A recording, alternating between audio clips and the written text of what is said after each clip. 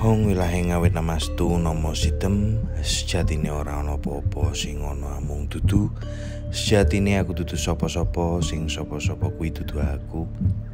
Sejatine aku ora iso apa-apa, sing iso apa-apa kuwi dudu aku. Rahayu, rahayu, rahayu, Hong. Kejar tayang sedulur semuanya. Saudara-saudaraku. Kenapa namanya saudara? Karena kita sama-sama satu udara, menghirup udara yang sama. Saudara, saudara. Oke, di episode ini kita akan masuk ke aku membuat episode piro. Kalau nggak salah 17 apa ya? Itu judulnya adalah Ke Gunung Muria, Berguru Petung dan Nujum. Langsung baik lah ya. Jayeng resmi dengan seperti biasa ditemani Gathak dan Gathuk akhirnya meninggalkan desa Prawoto. Dan akhirnya mereka menuju ke arah barat laut sekarang. Jadi udah nggak jelas kapan ke timur, kapan ke barat, sak-sae, bener-bener sak-sae. Tak lama kemudian akhirnya matahari sudah mulai bersinar, tandanya mereka harus nyari sumber air untuk bersuci dan kemudian sembahyang kembali. Ini luar biasa sih. Kita sudah mengikuti perjalanan Jayeng resmi Gathak dan Gathuk ini hampir berapa ya? Berarti udah seminggu lebih aja udah jalan-jalan terus. Dan kaki mereka mengarah ke Demak kali ini. Tempat keramat bagi para wali. Dan hasrat mereka untuk melihat Masjid Agung Demak, buah karya para wali, begitu membara mengalahkan rasa ngantuk dan juga letih. Akhirnya kesampaian juga. Tapak kaki mereka pada akhirnya bisa menjejak di pelataran Masjid Agung Demak. Lama banget Jayeng resmi terdiam kan. Dia berdiri mengarahkan pandangan pada bangunan sempurna yang ada di depannya. Banyak sekali orang lalu lalang, tapi gak ada satupun yang memperhatikan dirinya. Mereka itu gak menyadari mungkin bahwa si pemuda tampan yang bernama Jayeng resmi yang ada di depan halaman masjid itu adalah keturunan Sunan Giri, salah satu pendiri Masjid Agung yang bersejarah ini. Akhirnya Jayeng resmi naik ke serambi masjid dan dilihat ada 8 buah tiang penyangga diukir dengan motif dedaunan bawaan dari Majapahit. Motif dedaunan ini harus dicari nih daunnya kayak gimana. Ada sengkalan yang berbunyi Kori Roro Gaweng Wong. Gaweng Wong, yang artinya pintu 2 buatan orang. Gaweng berarti Kori Roro Gaweng Wong, pintu 2 buatan orang, merujuk pada tahun 1429 atau itu Jawi. Tapi kalau misalnya Masehinya adalah 1507.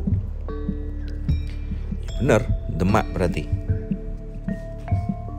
Sengkalan itu kan adalah tanda tahun yang disamarkan dengan kata-kata. Kita itu kalau nggak samar itu nggak asik. Semuanya itu disamarkan. Bukan disamarkan di daerah sana. Oke, lanjut.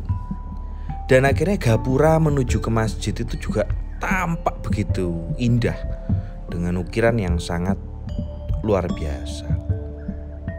Ada gambar guntur di teras dan di pintunya ada tulisan sengkalan kembali berbunyi Papatro Kinaryo Rupo Gelap, yang artinya dedaunan dibuat berupa guntur. Itu yang merujuk pada tahun 1441 Jawi atau 1519, jadi 12 tahun setelah sengkalan yang pertama. Setelah akhirnya puas melihat semuanya, akhirnya Jayeng Resmi masuk ke dalam masjid. Wah, campur aduk akhirnya kan. Ya seneng, ya terenyuh, ya piye gitu, sampai akhirnya membawa dia berserah diri kepada Sang Hyang Gusti. Dalam keheningan rasa ia mencoba menikmati pandangan. Dilihatnya ada 4 tiang besar, semuanya itu sama besar dan tingginya juga sama, bulat, halus, dengan keliling itu kurang lebih 2 pelukan diceritakan. Tetapi yang ada di sebelah timur itu berbeda dengan 3 yang lainnya.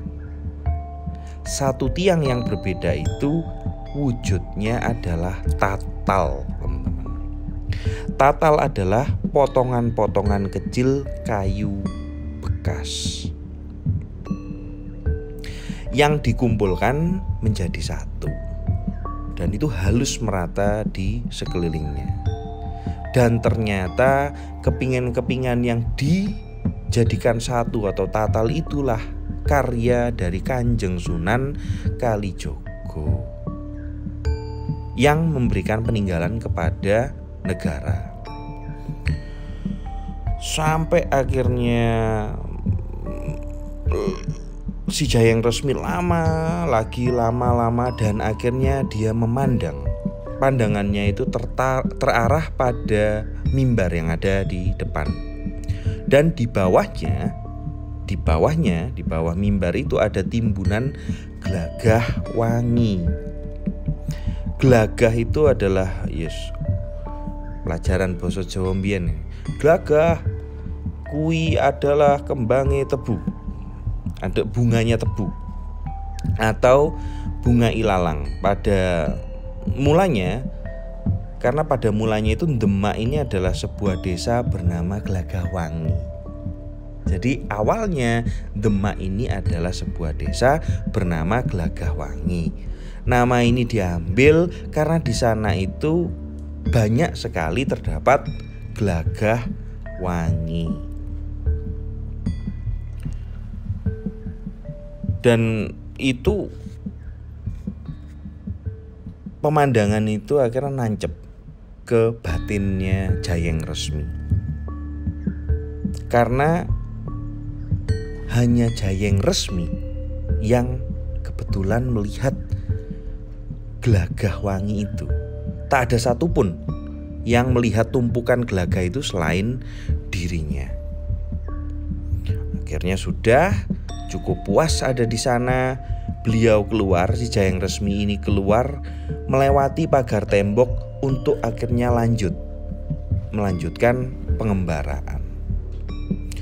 Yang dipilih apa? Arahnya sekarang ternyata ke utara.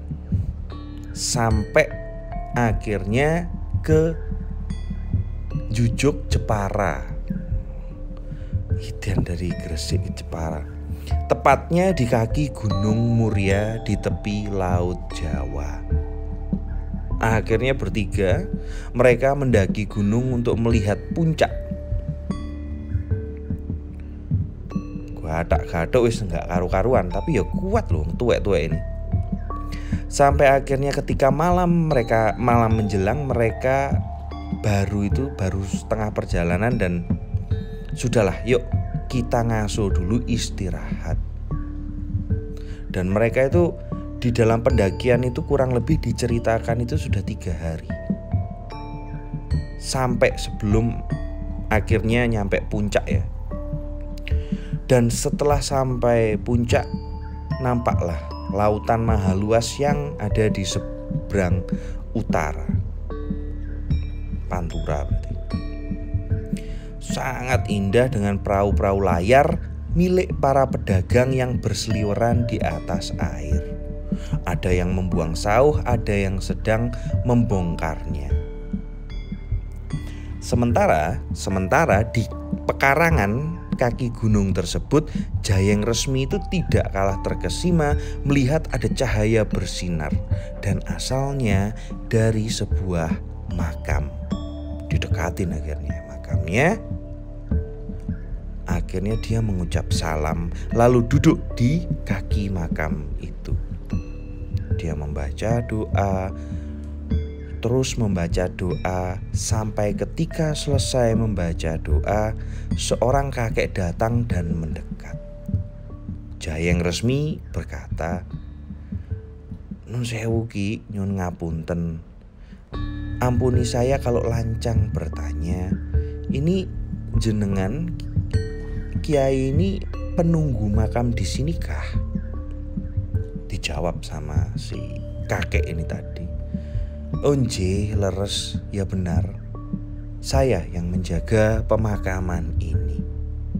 Nama saya adalah Ki Buyut Sido Sedyo. Ini adalah makam Kanjeng Sunan Muria. Lantaran itu, maka pemakaman ini dinamakan Muria Pada. Lah gunung itu namanya Gunung Muria. Gunung ini itu namanya Gunung Muria. Lah jenengan angger ini apa mau tirakat di sini?" Tanya si orang sepuh ini tadi. Dijawab akhirnya sama si Jayeng Resmi. "Oh enggak Ki, jadi kami ini cuman mau ngelihat puncak Gunung Muria ini. Lah karena kami sudah ngelihat, maka kami sekarang mau turun." Walah, sudah kepalang sampai di sini Ki Buyut akhirnya lah. "Sudah nanggung nak. Mbok sekalian saja ke rumah kakek, besok kamu turun. Nunggu hari yang baik agar terkabul segala maksud kalian selamat." Jayeng Resmi mengiyakan. "Nggih sampun Ki Buyut Sido Sedyo. Ayo monggo saya akan mampir ke rumah jenengan." Akhirnya bertiga mereka mampir ke rumahnya si Buyut. "Aduh Nger, tapi lah kakek ini gak punya suguhan nih. Kalau mau ya kalian metik aja sendiri. Cuman ada biji-bijian sebangsa otek, jali, jagung, jepen, talas, ubi, gembili." Alah aku ro gembili ki eling ya Allah. Si ono ya gembili. Gembolo, ketela pohon dan ubi jalar. Gathak-gathuk de tukang makan langsung seweneng. "Oh baiklah Ki, tak petiknya." Mereka akhirnya langsung pergi ke ladang untuk memetik pala polo pendem yang dimaksud si Ki Buyut ini tadi.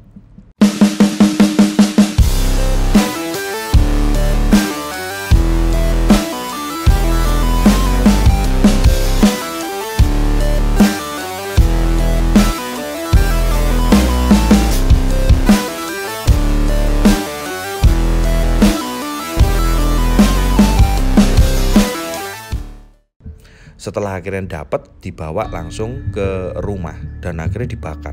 Bakar jagung, tela pohon, dan ubi manis ceritanya. Sementara itu Ki Buyut sendiri menghidangkan air daun kahwa untuk ketiga tamunya itu. Sembari senyum tulus, si Buyut berkata, "Monggo diunjuk diminum. Hanya karena niat kepada Sang Hyang Agung saja saya berhasrat menjamu kalian seadanya. Lah jamuan ini itu dari orang gunung yang ya ini 30 tahun sudah hidup seorang diri pertapa. Biasanya hasil bumi ini juga saya sedekahkan kepada fakir miskin. Dan jika masa paceklik datang, bahan makanan mahal semua, mereka datang kemari. Saya persilahkan monggo diambil saja sesuka hatinya untuk dibawa pulang. Saya biasanya hanya minta disisakan benihnya saja. Itulah cara saya bersedekah, hanya dengan umbi-umbian lantaran tak bisa bersedekah dengan uang. Nah, ini bagus loh. Ini mengajarkan ketahanan pangan sebenarnya, dan juga satu niat bahwa yang namanya berbagi untuk menjadi berbahagia itu tidak susah-susah amat. Menerima keadaan untuk kemudian memberi. Wah, yes ngono kuwi lah. Kalian sudah paham. Bro aing kok. Oke, lanjut. Jayeng Resmi akhirnya mengangguk. Kagum juga atas keluhuran budi si Ki Buyut ini tadi. Lantas akhirnya nanya si Jayeng Resmi, "Ki, seperti yang Paduka katakan tadi, apakah ada hari yang baik untuk dipilih dan hari yang tidak baik untuk dihindari?" Jawab Ki Buyut, "Ya memang ada, Cuk. Ini hanya sekedar ikhtiar saja untuk melestarikan wasiat masa lalu dari negeri Arab sana. Masalah ini didasarkan pada sabda Kanjeng Nabi seperti ini bunyinya. Wahai semua umatku, ketahuilah tentang tata cara bepergian. Pilihlah yang sesuai. Jangan bepergian pada tanggal 1 karena tidak ada untungnya. Bepergianlah pada tanggal 2 karena akan mendatangkan banyak untung. Tanggal 3 itu tidak baik karena tidak mendatangkan untung. Kalau bepergian tanggal 4 akan mendapat kesulitan di jalan. Tanggal 5 akan mendapat untung, sementara tanggal 6 tidak laba. Sia-sia saja. Tanggal 7 itu baik, akan mendapat anugerah dari Hyang Agung. Tanggal 8 akan menemui sakit dalam perjalanan. Tanggal 9 akan menemui bahaya, bisa-bisa menjumpai kematian di jalan. Tanggal 10 akan untung dan selamat. Tanggal 11 juga menyenangkan. Tanggal 12 itu tak ada untungnya. Kalau tanggal 13 akan mendapatkan utangan. Tanggal 14 baik. Tanggal 14 baik akan untung dalam perjalanan. 15 itu selamat, bisa mendapat emas dan perak. Tanggal 16 tidak mendapat untung. Tanggal 17 juga akan selamat. Tanggal 18 akan laba, 19 selamat, dan 20 terserang sakit dalam perjalanan. Kalau tanggal 21 akan berkeluh kesah selama perjalanan. Tanggal 22 itu baik, akan selamat. Tanggal 23 jerih payahnya juga akan berbalas untung. Tanggal 24 menyenangkan, tetapi 25 jelek. Tanggal 26 ibarat perjudian antara hidup dan mati. Tanggal tua iki soalnya. Bener. Tanggal 27 juga jelek karena akan bertengkar selama perjalanan. Durung gajian langsung budal. Ya bener juga. Tanggal 28 baik akan mendapat untung. Wah, mari gajian ki PNS biasa nih. Tanggal 29 juga baik karena akan mendapat anugerah dari Gusti Pangeran. Tanggal 30 akan mendapat utang dalam perjalanan. Nah, itulah perhitungan hari menurut Kanjeng Rasul. Setidaknya dicermati, karena ini adalah bagian dari tanda-tanda alam. Para nabi juga memiliki syarat khusus sebelum berangkat dari rumah. Jadi kawan-kawan, untuk masalah hari ini ini bisa menjadi satu khasanah juga, bahwa di dalam Jawa itu dulu kita itu membaca tanda alamnya seperti yang kita sudah bahas. Itu petongan atau hitung-hitungan itu sangat sakral juga. Petungan Jawa itu sama halnya ketika abad 15 di Eropa Timur, mereka juga sangat percaya dengan perhitungan bintang-bintang dan horoskop. Jadi bisa jadi sangat related sekarang karena itu juga ilmu kuno. Tapi bisa jadi karena pergeseran zaman juga akhirnya tidak aktual.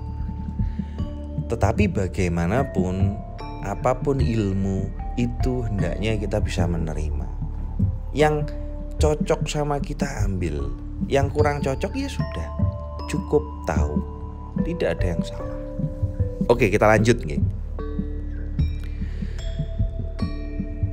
Jadi ada syarat atau ritual khusus sebelum berangkat dari rumah. Syaratnya sebagai berikut. Pada hari Jumat, syaratnya berkumur dan mengunyah sirih.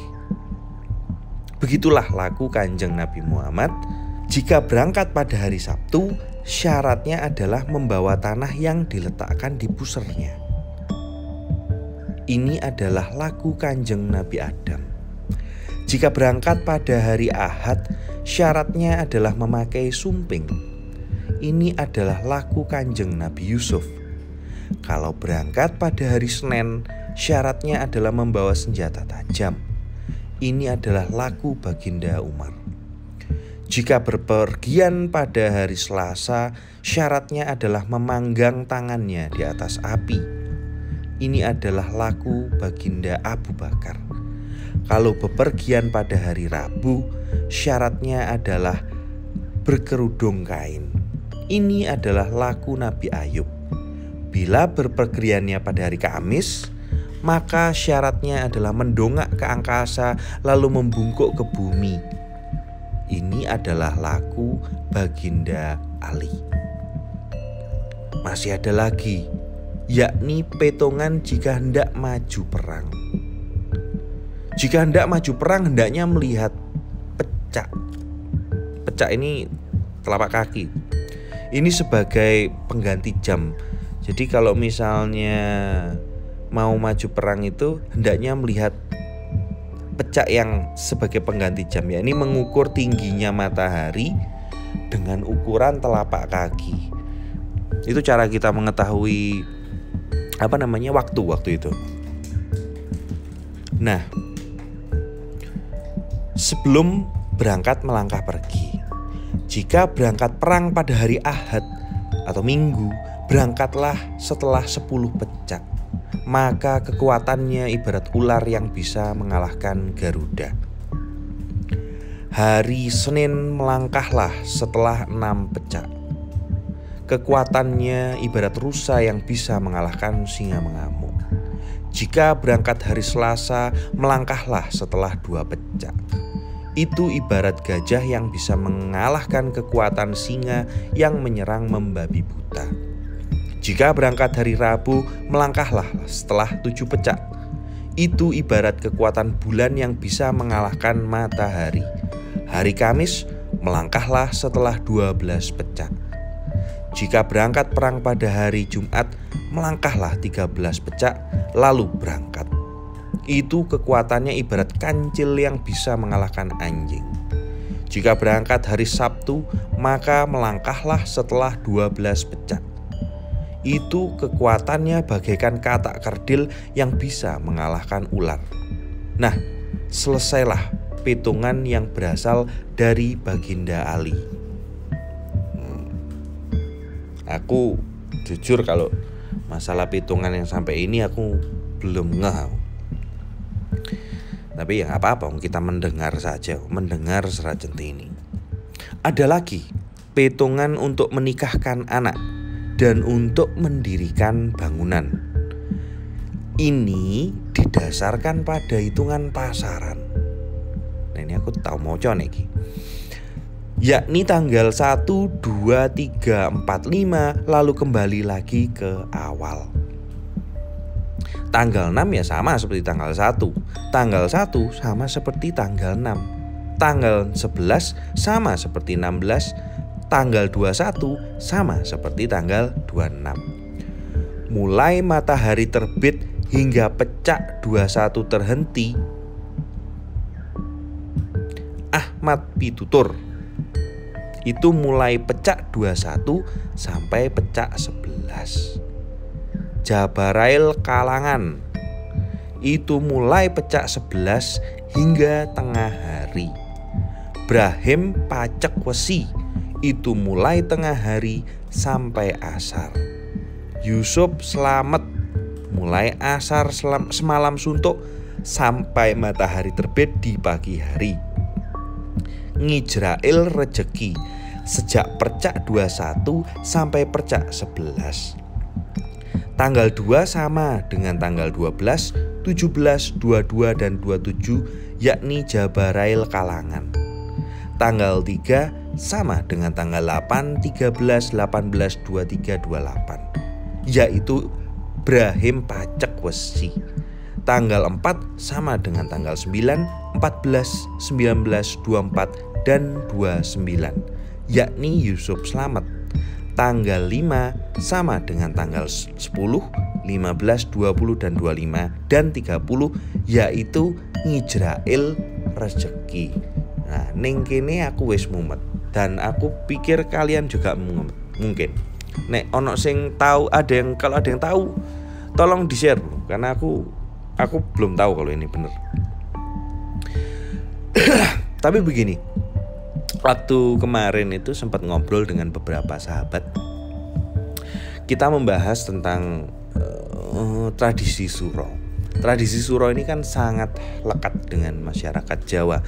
Tapi kalau kita mau lihat dari kesejarahannya, bulan suro ini ada sejak era Mataram Sultan Agung. Jadi Kanjeng Sultan Agung yang pertama menetapkan suro ini, menyatukan antara tahun Jawa dan tahun baru Islam, tahun Islam. Tapi kemudian ada beberapa masalah yang memang terjadi karena ada sebelum tahun ini bergabung menjadi yang kita namakan tahun Jawa sekarang atau bulan yang namanya Suro ini dan kawan-kawan. Tahun Jawa ini sebelumnya itu kita bergantung pada hitungan-hitungan tahun yang lama karena ada Pranoto Mongso yang harus dijaga untuk berladang, untuk bertani. Jadi kalau misalnya ada burung ini pada bulan ini, oh ini tandanya sudah mau tumbuh ini di sini dan kita harus menanam ini gitu. Jadi ada ketergantungan antara ilmu Titen terhadap alam waktu itu dengan apa yang akan harus dilakukan yang berhubungan dengan kehidupan dan berkehidupan. Nah, di satu sisi ini agak terganggu ceritanya pada waktu itu karena ada penggabungan. Tapi kita juga harus mengapresiasi atau luar biasa bahwa tahun Suro ini akhirnya menjadi satu warisan kebudayaan yang bisa dikatakan sangat otentik. Jadi ada tahun baru yang dibilang penggabungan 2 tahun jadi satu ini juga tidak sembarangan gitu. Pastinya dulu melewati berbagai macam pertimbangan. Siapalah aku ini dibanding Kanjeng Sultan Agung, dan siapalah kita ini koyo ate nglawan Ronggo Warsito. Oke. Terus kita lanjut lagi. Jayeng Resmi akhirnya bertanya, gimana dengan perbintangan Ki? Nah kan, bener kan? Apakah ada perhitungannya juga? Ini berarti kita nyambung juga ke teman-teman dari Eropa Timur termasuk ke bangsanya Ottoman tuh. Itu mereka soalnya percaya dengan perhitungan bintang. Ki Buyut mengangguk mengiyakan. Menurut perjalanan bintang-bintang, sehari semalam ada 7 bintang yang masing-masing memiliki faedah. Baik buruknya nasib seseorang dapat dilihat dari bintangnya pada saat ia dilahirkan. Bintang Samsu, Samsu, atau matahari itu baik, bisa mendekatkan pada nasib sebagai raja atau orang-orang besar lainnya. Untuk pernikahan juga cocok, tetapi tidak baik untuk memotong sesuatu, maju perang, berobat, meminjam sesuatu, memakai sesuatu, maju perang, dan memakai pakaian baru, mengundang saudara serta mengadakan pertemuan. Anak yang lahir di bawah bintang Samsu, apakah dia laki-laki ataukah perempuan, akan berumur panjang, berhati terang, tapi rezekinya sedikit dan gemar prihatin. Bayi laki-laki atau perempuan yang lahir pada malam hari di bawah naungan bintang ini, maka hatinya akan gelap dan tertutup. Bintang yang kedua adalah bintang Zuhrah, Venus berarti. Ini baik sekali untuk memperbincangkan masalah ilmu, mengadakan hajatan, perkawinan, mengobati anak yang sakit, memikirkan pekerjaan apapun yang cocok. Tapi ada kejelekannya. Apabila dipakai untuk membagi pekerjaan, memerintahkan maju perang dan menyuruh apa saja, itu nggak baik. Anak laki-laki atau perempuan yang lahir malam hari di bawah naungan bintang ini maka akan jadi pendiam, tenang sekali, sampai-sampai dalam keadaan terjepit pun dia tidak terkejut, tetap tenang. Wah, santuy. Yang ketiga adalah bintang Ngatarit atau Merkurius. Jadi ketika Merkurius tampak, segala sesuatu yang baik, misalnya mendidik, mengajar, menghadap raja, dan mencari obat, akan baik kalau dilakukan di bawah naungan bintang ini. Tapi ada yang tidak baik, yaitu merawat diri, memotong gigi, dan bercukur.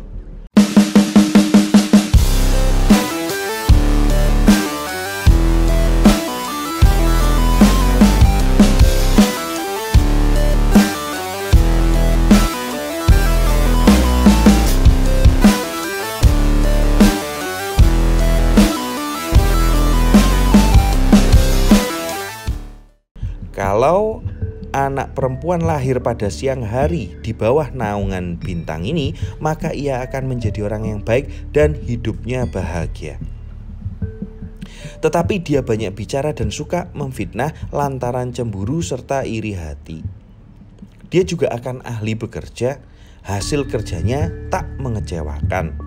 Jika anak laki-laki yang lahir pada siang hari di bawah naungan bintang Ngatarit ini, maka ia akan buruk hatinya dan besar prihatinnya. Kalau perempuan dilahirkan malam hari di bawah naungan bintang ini, maka wataknya akan picik. Dan jika laki-laki yang dilahirkan malam hari, maka ia akan berhati luas, berwatak sabar, banyak nerimo dalam keduniawian, banyak mendapat kemujuran dan belas kasih pada sesama. Adapun bintang yang keempat adalah bintang Komar ataupun bulan. Ini baik untuk menghadap raja, memperbintangkan sesuatu yang bermanfaat, dan jika berbuat sesuatu niscaya tulus sejahtera. Jika berdagang akan banyak untung, jika menyuruh seseorang akan dilaksanakan dengan baik, dan jika mewarisi sesuatu akan diterima dengan tulus dan rasa syukur. Tapi bintang ini jeleknya ada dalam urusan hukum, perselisihan, melamar, serta mengawinkan anak laki-laki dan perempuan. Yang kelima adalah bintang Juhkal atau gugusan bintang. Ini baik untuk kekusyukan dalam bertapa, untuk berbuat amal kebajikan demi Hyang Agung sampai berhasil, selain yang itu tidak baik. Seorang anak yang lahir siang atau malam hari, baik laki atau perempuan yang ada di bawah naungan bintang ini akan selalu menderita encok yang tak bisa disembuhkan. Bintang keenam adalah bintang Mustari. Ini adalah ratu bagi bintang 7 bintang. Dan ini sangat baik untuk segala macam pekerjaan. Kejelekannya hanya satu, yakni memikirkan perang. Sekarang bintang yang ketujuh, namanya bintang Mirah. Ini baik untuk merias diri. Merah ini berarti apa ya? Meve Bumar. Kemungkinan besar ki Mars, ketika Mars tampak. Yang merah ini kalau nggak salah Mars ya itulah, Mirah. Ini baik untuk merias diri, membentuk bulu alis, mencukur sunatan. Baik juga untuk maju berperang dan membuat senjata. Selain itu jelek semua. Nah, kawan-kawan, apapun yang terjadi pada zaman itu adalah catatan zaman itu juga. Ilmu titen pada zaman itu juga. Aku rasa kita sudah cukup dewasa untuk bisa memilah-milah bahwa tidak ada satu hal pun yang tidak mencakup dua hal. Jadi baik tok itu tidak ada, karena baik dan buruk itu saling berdampingan. Sampai pada akhirnya kita sadar bahwa baik buruk itu cuma persepsi. Jadi di sini itu kita ditantang untuk menerima, tapi di satu sisi juga tidak untuk membenci dan tidak untuk menghakimi. Sekali lagi, kalau nggak setuju nggak apa-apa. Oh iya, dan satu lagi, kita suluk atau mendengar centini, suluk tembang raras ini. Suluk itu kan perjalanan si tembang raras. Kita akan ikut itu tuh ketika kita akan mengerti perjalanan ketika kita mau mengikuti proses step by stepnya. Dalam perjalanan itu kan yang paling berharga bukan tujuannya, tapi kita menikmati setiap prosesnya. Kita ketemu A, B, C, D, E, F, G. Oke, lanjut. Sekarang kakek akan membicarakan tentang baik buruk jalannya bintang. Hari Sabtu senja, maghrib menjelang Ahad, itu adalah jatuhnya bintang Samsu. Ketika Isya giliran bintang Zuhrah. Menjelang tengah malam keluarlah bintang Ngatarit. Tengah malam bintang Qomar yang muncul. Setelah tengah malam giliran bintang Juhkal. Menjelang pagi muncul bintang Mustari. Saat subuh diganti dengan bintang Mihrah. Ahad pagi bintang Samsu yang muncul. Disusul bintang Zuhrah yang datang pada saat pasar lagi ramai-ramainya. Setelah pasar agak sepi muncullah bintang Ngatarit. Siang datang diganti bintang Qomar. Saat zuhur diganti bintang Juhkal. Dan saat asar adalah masanya bintang Mustari. Nah, lengkap kan sudah perjalanan sehari semalam 7 bintang gitu. Akhirnya sampai dia menceritakan itu Senin, Selasa, Rabu, Kamis, dan Jumat. Cuman ya dengan hitungan yang hampir sama dengan sebelumnya. Lalu kemudian berkata kembali, ada seorang temanku, Brahmana Linueh dari Ngatasangin. Dia berkata bahwa orang yang akan melahirkan atau orang yang telah menjelang ajalnya bisa dipastikan 7 hari siang dan malam yang dibagi menjadi 12 tanda waktu. Dimulai pada munculnya matahari itu ditandai dengan tanda angka 6. Lalu 7, 8, 9, 10, 11 lalu menuju tengah hari yaitu 12. Ini adalah waktu beduk zuhur, lalu kembali ke angka 1, 2, 3, 4, 5, dan 6 sebagai tanda angka matahari terbenam. Jadi kalau dihitung siang hari itu ada 12 tanda waktunya. Tuh, siang hari itu ada 12 tanda waktunya. Ngatas angin ini kan kita ketemu lagi dengan istilah waktu di Gadulujo. Brahmana dari ngatas angin itu berarti dari luar Jawa, dari Timur Tengah, sebutan untuk itu. Akhirnya Ki Buyut itu menyudahi penjelasannya yang penuh dengan angka itu. Ini sebenarnya banyak angkanya teman-teman, cuman tak persingkat aja. Jayang Resmi berkata, waduh, banyak bener penjelasannya. Tetapi agar hidup kita bisa selamat sentosa, seyogyanya semua ini dipatuhi, katanya Jayang Resmi, sebagai bentuk kehati-hatian. Ki, apa benar kalau orang-orang yang seia sekata bahwa kalau mau membuat rumah itu, kayu untuk tiang dan usuk harus diukur sesuai petungan dengan pertimbangan baik dan buruknya? Nah, ini sepertinya lebih menarik. Oh iya, itu juga ada petungannya. Jika mau membuat rumah harus mematuhi ini. Jika mau membuat pagar tanah dihitung dengan ukuran panjang depa sang pemilik rumah. Jika mau membuat pagar tanah dihitung dengan ukuran panjang depa sang pemilik rumah. Jika dimulai dari barat laut ke arah selatan, ukurlah dengan depa. Hitungannya adalah bumi, karto, kolo, dan kali.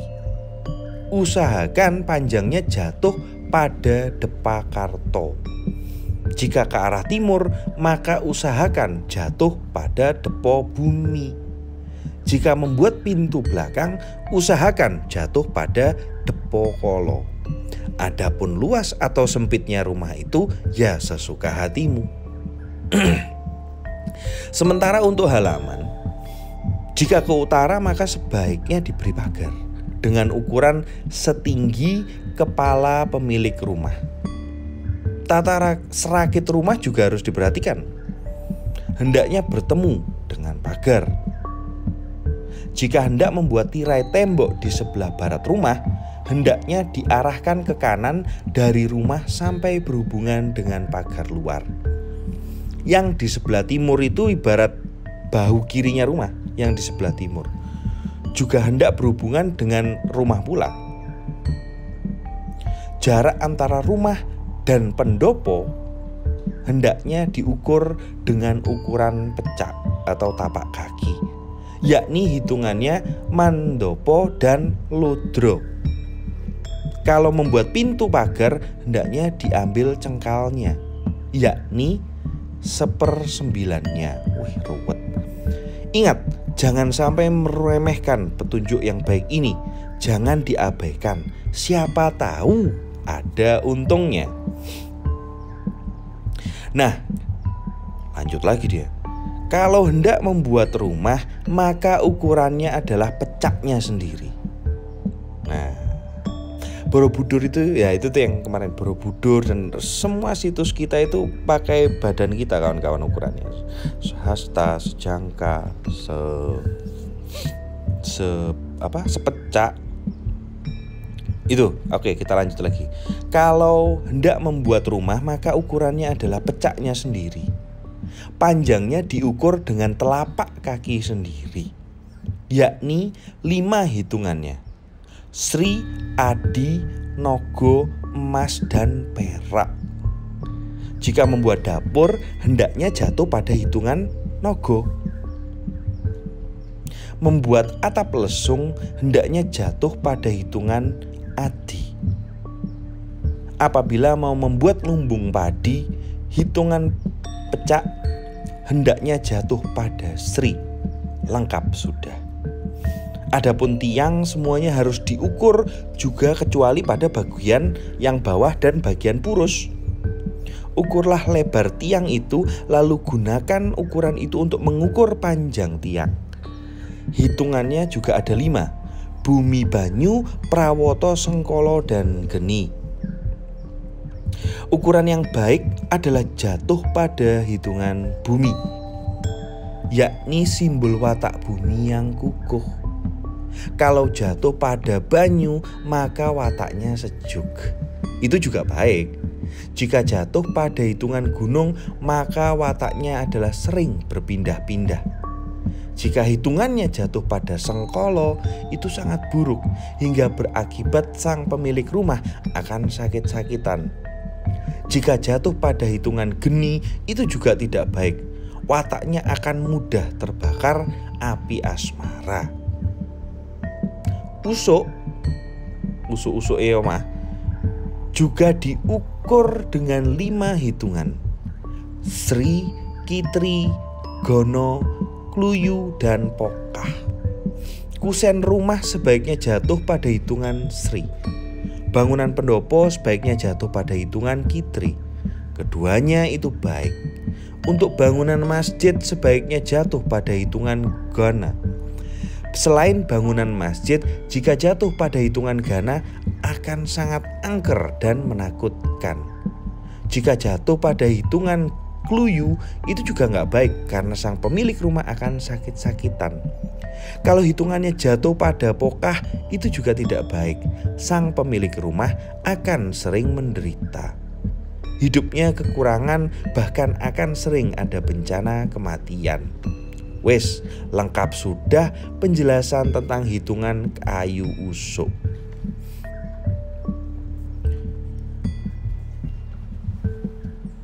Ki Buyut akhirnya menyudahi wejangannya karena banyak sekali.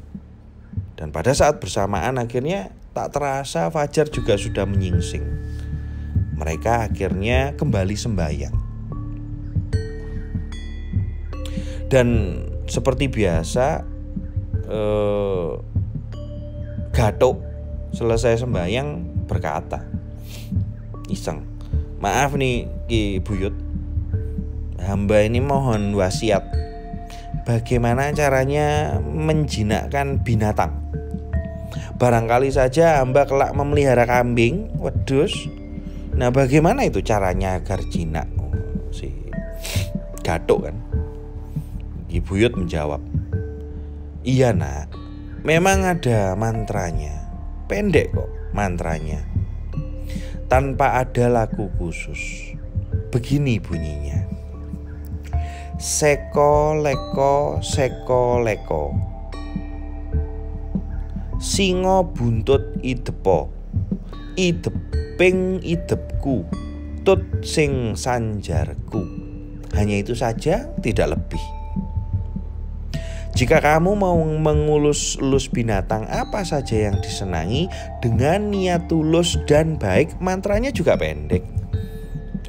Singo wulu singo buntut, ing ngusapan Pandhawa lelimo, tut sanjarku.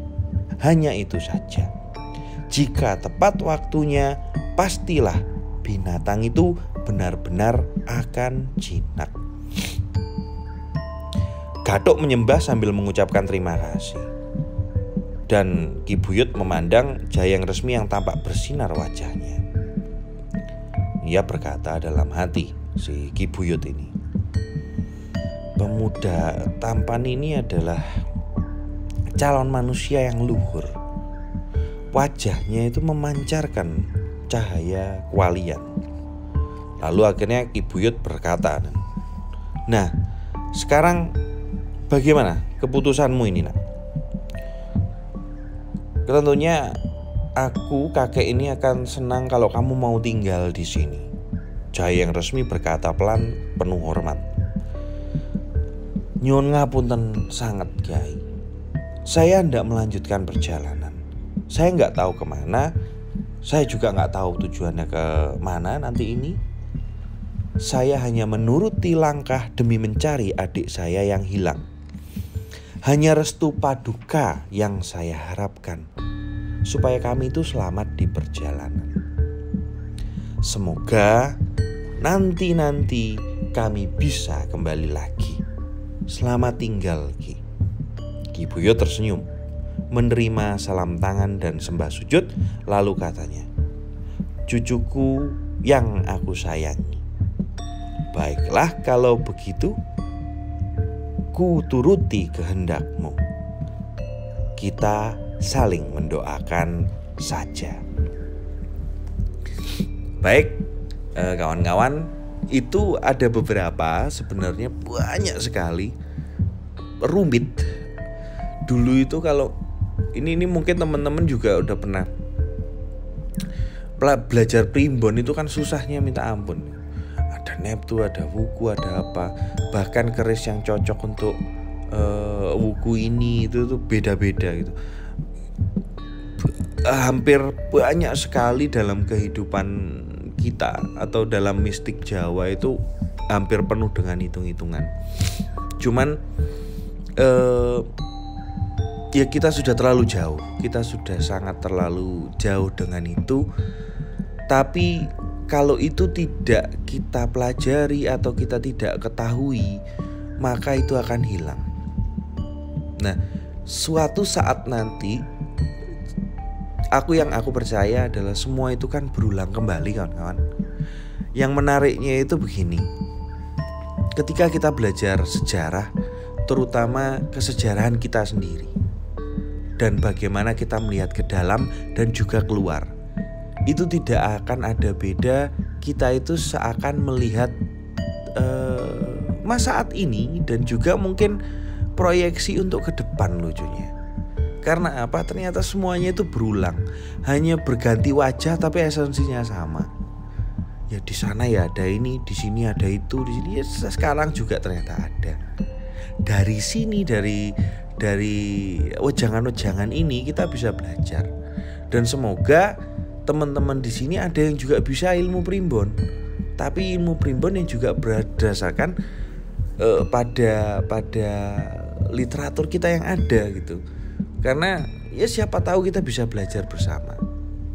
Untuk bab ini aku jujur angkat tangan, ilmuku belum sampai, rumit. Tapi matur nuwun sudah menjelaskan. Kita akan lanjut ke episode selanjutnya. Nanti itu jalan-jalan ke Gunung Panegaran, ngelmu kasatrian. Matur nuwun sedulur semuanya. Semoga kita selalu sehat, semoga kita selalu tetap semangat, selalu beroleh sejahtera, dan apapun yang terbaik untuk kita semuanya. Rahayu, rahayu, rahayu. Hong.